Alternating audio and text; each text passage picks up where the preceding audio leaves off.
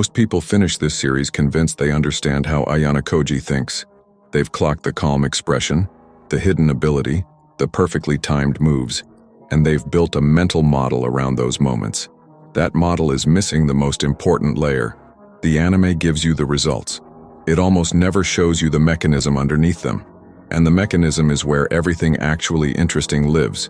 Because once you see how his thinking is actually structured, you stop reading him as a fictional genius and start recognizing the logic as something you could apply. 5 specific cognitive protocols, pulled from the light novel material.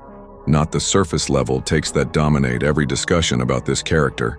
The last one quietly rewrites everything you thought the first 4 were building toward. Here's what we're covering. 5 cognitive protocols pulled from light novel level detail, not surface level anime takes. I'll show you what each one actually is, where it shows up in the source material, and why it matters for how you think in your own life. And I want to flag something up front. The last protocol is the one almost nobody realizes is even happening. Most people walk away from this series thinking Ayanokoji is cold and calculating and leave it at that. But there's a layer underneath that completely changes the thesis. We'll get there. Let's start with the one that tells you the most about how he operates day to day. Protocol 1. Precision camouflage. The White Room's curriculum runs on 10 measurable levels of human development. The maximum any person can reach at any age is level 5, and level 6 is considered the absolute ceiling. Yet Ayanokoji had completed the entire curriculum through level 10 before he ever set foot in the school. So when he walks into his entrance exam and scores exactly 50 out of 100 on every single subject, that's not a kid coasting. That's a level 10 mind choosing a statistical midpoint with surgical accuracy. He didn't underperform. He engineered mediocrity the same way you'd calibrate a machine. And here's why that matters practically. The goal wasn't to hide. The goal was to become invisible to people who would otherwise try to use him. When you're unreadable, you're unmanageable. When you're unmanageable, you're free. Most people spend their energy trying to look impressive. He spent his energy making sure nobody looked at all. That's a completely different game. Protocol 2. Social currency management. Although Ayanokoji prefers not to draw attention to himself and would much rather fade into the background, he possesses outstanding talents that can't be hidden. So when he does engage, it has to count. And in the light novels, this is explicit. He treats every favor, every point, every social interaction like a finite budget. He's not being antisocial. He's being precise. He knows exactly what he's spending and what he expects back. Think about that for a second. Most people treat social energy like it's unlimited. They say yes to everything. They involve themselves in every conflict. They spend attention freely and wonder why they feel drained and outmaneuvered. Ayanokoji's approach is the opposite. Every move costs something. Every move should return something. Not in a manipulative, transactional way, more like a resource management problem. He asks, "Is this worth what it costs me?" before he acts, not after. The thing is, this protocol has a crack in it, and that crack is actually the most interesting thing about him, but we'll come back to that. Protocol 3. The manufactured edge. This is the one most content gets completely wrong. Ayanokoji had no genetically outstanding traits. He rose to become the greatest student the White Room ever produced purely through the process itself. He wasn't born exceptional.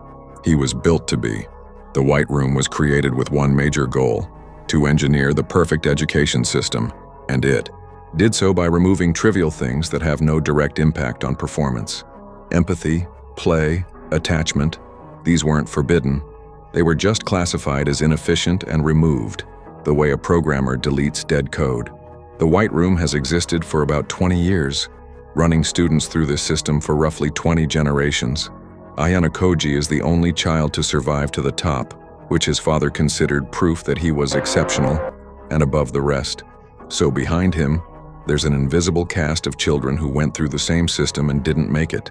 That's the cost of the process, and it reframes everything about what thinking like Ayanokoji actually means. His edge isn't a gift. It's a scar that learned to function. Why does this matter for the protocol? Because it means his cognitive habits, the patience, the detachment, the long game thinking, are learned behaviors, not personality traits. And learned behaviors can be studied. They can be practiced. You don't need to have been born a genius to think more clearly. You need a process. His just happened to be the most extreme version imaginable. If you're finding this useful, drop a comment below. I want to know which protocol hits closest to how you already think, because the answers are usually pretty revealing. And if you haven't subscribed yet, this channel goes deep on exactly this kind of analysis, so that's worth doing before the next video drops. Protocol 4, escape disguised as apathy. This one is almost always misread. When Ayanokoji says he wants a quiet school life, most people take that at face value. He's passive, he's lazy, he doesn't care. That's the wrong read entirely. Ayanokoji shrouds his past before enrolling at the advanced nurturing school in mystery, and for good reason. The quiet life isn't a personality preference. It's a calculated distance from the White Room and from his father. Every time he refuses to get involved, every time he deflects, every time he plays dumb, he's not being passive. He's protecting a perimeter. In the light novels, his father showed up at school and pressed the issue of getting Kiyotaka to withdraw, reasoning that his son would far exceed his expectations and one day rule Japan. After a meeting with the school's headmaster, Kiyotaka discovered that neither his father nor his homeroom teacher had any real leverage to expel him. He had already mapped the legal and institutional limits of his father's reach before the confrontation even happened. That's not apathy. That's preparation wearing the mask of indifference. The practical lesson here is significant. There's a version of disengagement that's avoidance, and there's a version that's strategic withdrawal. Ayanokoji is always doing the second one. He's not opting out. He's choosing where to spend his presence. The quiet life is a boundary, not a surrender.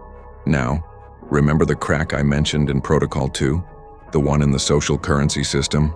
Here it is. Protocol 5, the exception that rewrites the system. Only readers of the light novel know how extraordinary Ayanokoji is compared to his classmates, and even other children of the White Room. He is the only product to complete the entire inhumane curriculum. A system like that is supposed to produce a person without exceptions. No attachments, no loyalties, no irrational protectiveness. And for the most part, it did, but not completely.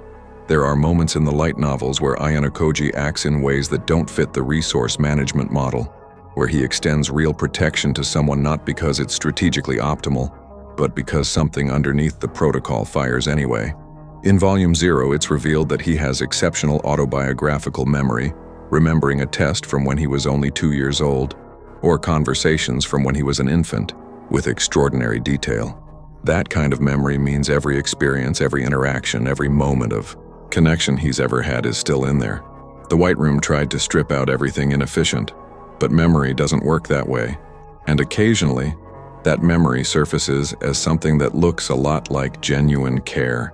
This is the part that changes the whole thesis. Because if you've been watching this series thinking Ayanokoji is a perfectly cold machine, the light novels quietly argue otherwise. The protocols are real. The detachment is real. But underneath all of it, there's a person who was put through something designed to erase him as a person, and the fact that he's still in there, still capable of an exception, is actually the most interesting data point in the whole story. So here's where we land. Protocol 1. Precision camouflage. Invisibility as a tool, not a trait. Protocol 2. Social currency management. Every interaction has a cost. Spend accordingly. Protocol 3. The manufactured edge. His intelligence was built, not given, which means the process matters more than the talent. Protocol 4. Escape disguised as apathy. The quiet life is a boundary, not a personality. And Protocol 5. The exception that rewrites the system. The crack in the machine that proves there's still someone inside it.